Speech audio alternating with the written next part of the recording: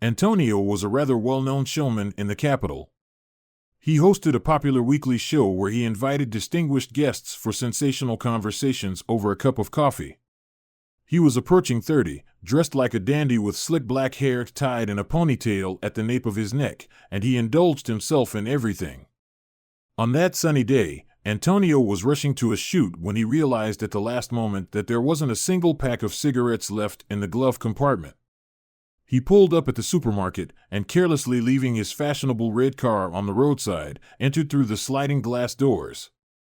Fortunately for him, there was no queue. There was only a lone, wrinkled old woman at the cashier's counter with a bun in her hand, asking the female cashier something.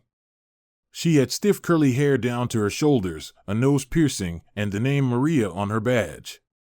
Antonio got in line behind the old woman, checking his smartphone as he walked. "Grandma, I'm sorry, I just can't," he heard Maria's voice. "Why is this taking so long?" Antonio thought irritably, glancing at the expensive watch on his left wrist. "My grandson will send the money tomorrow, and I'll pay," the old woman said with a trembling voice. Her eyes were pitiful, and the hand holding the bun was shaking badly. Antonio glanced at his watch again. Time was slipping away inexorably. "Grandma, I would help, but I'm not allowed to," Maria replied impassively, and even her curls seemed to sway in a negative gesture. It was evident that the woman would gladly get rid of the bothersome old lady, but had no idea how to do it. The grandmother, on her part, seemed determined not to give in. Antonio impatiently rubbed the tip of his nose, a habit he couldn't shake off. "Ladies, it seems things are dragging on here indefinitely," he intervened in his usual showman manner, and randomly pulling out a large bill from his pocket, casually threw it on the counter. "Let the grandma take everything she needs, and please give me those green ones over there." The old woman seemed to have not understood at all what had happened. Most likely she was a bit hard of hearing. Maria, however, looked at Antonio with a mix of gratitude and puzzlement and reached for the cigarettes. Antonio hastily snatched the pack from her hand and almost ran to the exit. Fortunately, nobody had yet objected to his car, and the showman safely plopped down in the seat, ignoring the crumpled checkered jacket that cost a fortune. Turning on the music, he drove off, not noticing someone standing at the entrance to the supermarket, watching him with a long, pensive gaze. A slender girl in a red dress with black polka dots stood on the sidewalk for a while as if pondering something, then started walking up the street. Exactly 10 days later, Antonio discovered a strange bluish envelope on the windshield. As usual, he was running late for the shoot, so the appearance of an unfamiliar item in his personal space didn't particularly excite him. "Is this a fine?" he exclaimed aloud. "Are you serious?" "Just what I needed." Antonio grabbed the envelope and tossed it onto the dashboard before getting behind the wheel. Along the way, he conveniently forgot about the mysterious message and didn't remember it until the end of the workday. However, when the tired and contented man got back behind the wheel, the blue envelope resurfaced vividly in his memory. He reached for it with one hand, tore the edge with the other, and pulled out a quadruple-folded sheet of time-yellowed paper. "This doesn't seem like a fine," muttered Antonio under his breath. He didn't know why his heart was pounding so hard. Perhaps it was the paper itself or its elusive scent, reminding him of something long forgotten. With trembling hands, the man unfolded the sheet, only to drop it on his lap from the overflow of emotions. What he saw was so unexpected and shocking that Antonio sat motionless for a long time. Voices and images from the past chaotically flashed before his mind's eye. He tried to fight them off, willing them away like one would shove old, worn-out belongings to the back of a closet, but they reappeared at the forefront of his consciousness, even more vivid and frightening. After several minutes, Antonio finally let out a loud exhale and, with trembling hands, delicately picked up the sheet. No, he hadn't made a mistake, and what he saw wasn't a product of his imagination. The drawing on the paper depicted a wooden construction resembling a marionette doll. The inscription above read Carlos. The details were also accompanied by signatures written in handwriting painfully familiar to Antonio. He wouldn't mistake those curves and lines for any others. Only one person in the world wrote like that, and he was no more. Suddenly, the man noticed that beside the drawing, someone had crudely sketched a map of some terrain with a cross in the middle. A pirate treasure map quickly flashed through Antonio's mind. He pulled a pack of cigarettes from his pocket and nervously lit one, not bothering to even open the window. Antonio didn't notice that ashes were falling directly onto his light-colored trousers and suede shoes. Right now, he was somewhere far away. The man saw before him a simple wooden house, a fence with a gate, heard the cries of roosters that woke him up every morning at dawn. Then Antonio remembered with melancholy that there were scheduled shoots for the next morning. He needed to go home, go to sleep, then wake up to another day in the life of a successful showman.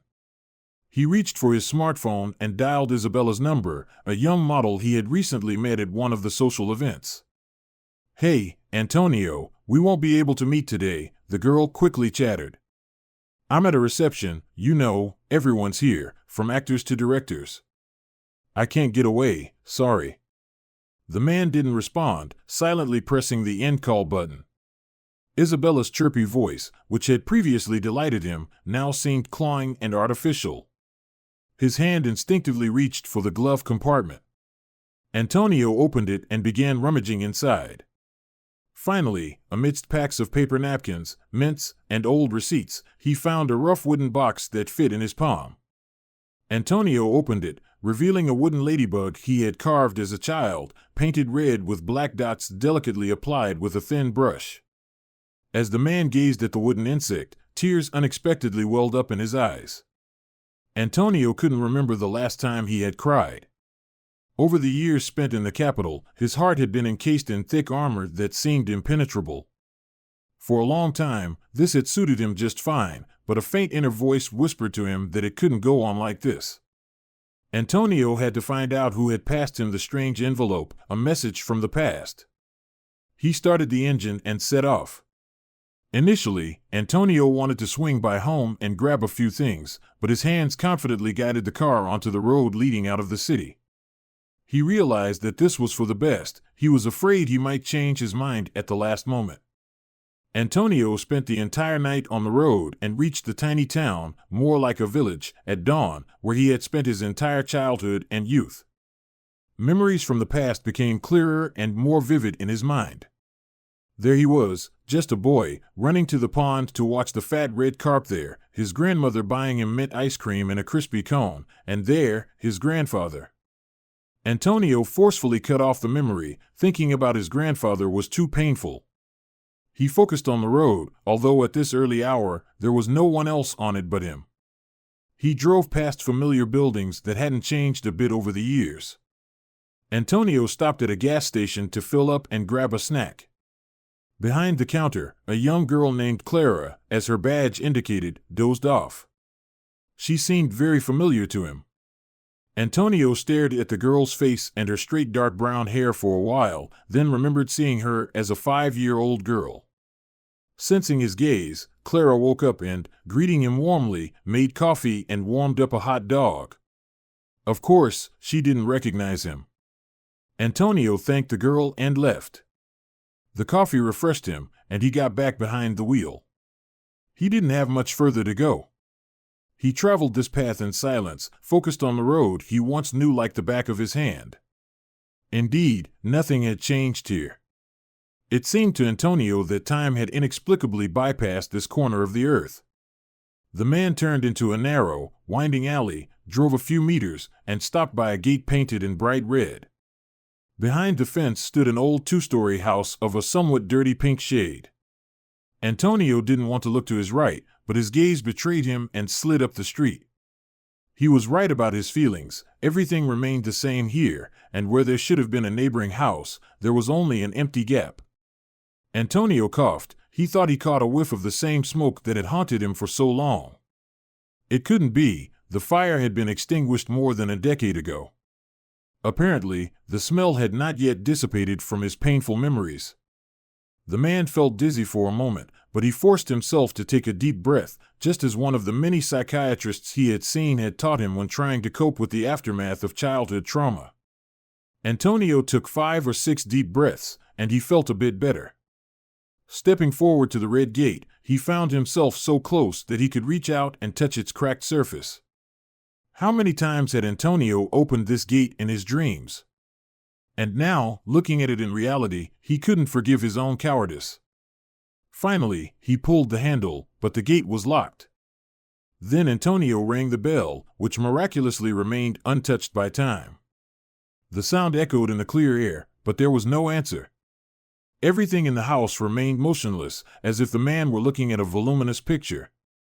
Antonio felt uneasy. What if all of this was still just a dream? Fortunately, he remembered that it was still early.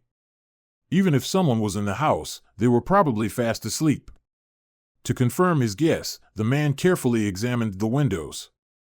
The glass looked clean, and he noticed well-kept flowers on the windowsills, so the house was inhabited. This thought reassured Antonio. He returned to the car, trying not to look toward the frightening gap between the houses, sat in the driver's seat, and closed his eyes. At that moment, the man fell into an uneasy sleep. He dreamed of a girl from his childhood standing by the open red gate, waving at him. Antonio woke up abruptly as if jolted. His mobile phone was ringing. He glanced at the display. 9 a.m, an incoming call from Christina, his faithful assistant. Of course, he hadn't bothered to inform her that there wouldn't be a morning show today. Perhaps there wouldn't be one ever again. Antonio sighed and turned off the phone. At the moment, he didn't feel the strength or the desire to say anything in his defense. At that moment, the red gate swung open, and a woman in her 50s stepped onto the street with a woven basket, which she held carefully by its long, comfortable handles. Antonio remembered that basket well. He had helped carry it home from the vegetable market many times. Catching the woman's strange gaze through the glass, he hastily set his smartphone down on the adjacent seat and with trembling hands opened the door. The woman stood there, looking at him bewilderedly, as if she had forgotten where she was going. Antonio approached her, unsure of what to say. For a minute, they silently stared at each other, and then he opened his arms and hugged the woman tightly. "Aunt Luisa," he whispered. "Antonito," the woman replied, discreetly wiping tears from her eyes. "I'm so sorry," he said softly. Aunt Luisa only nodded in response. They stood there, looking at each other for a while longer, then the woman suddenly snapped out of it. "Antonito, come on in quickly. You must be tired from the journey. I was about to go for fresh milk, eggs, and greens, but that can wait. I need to make you breakfast. Aunt Luisa, you go ahead, and I'll just sit in the kitchen if you don't mind." I grabbed a snack at the gas station. Luisa led Antonio into the house, where it smelled just like always, of vanilla and oranges. This scent involuntarily reminded him of times when things weren't going well in his life, and he needed to calm down. That was how Clara always smelled, even if she was covered in dirt after one of their adventures, even after swimming in the lake. Antonio was sure it was her natural scent. The man involuntarily glanced up to where the girl's room used to be. His gaze didn't escape Luisa's notice. "Clara doesn't live here anymore," she said. Her words sounded mundane, and Antonio didn't understand what exactly Luisa was conveying: disappointment, resignation, or deep sadness. He didn't dare ask where she was now. Perhaps Clara had long been married. This thought made Antonio's heart ache painfully. Luisa led him to the kitchen and sat him down at the table. "The others are still asleep. The boys have school at 12, and Isabel hasn't been working for a long time." Antonio sat at the round table, covered with a familiar childhood lace white tablecloth that Luisa's mother had knitted, and memories flooded over him. The sensations were warm, but bitterness of loss and guilt mingled with them. As if understanding his state, Luisa, while continuing to speak, carefully avoided meeting his gaze. "No one will disturb you or bother you with questions and conversations. The coffee in the pot is still hot, sugar is on the table, cream in the fridge. I'll be back soon." With these words, she left Antonio alone with his past. The man quietly inhaled the scent of vanilla and immersed himself in memories. Antonio lived nearby when Aunt Luisa's family moved into this house. His parents had died, so the boy was taken care of by his grandparents.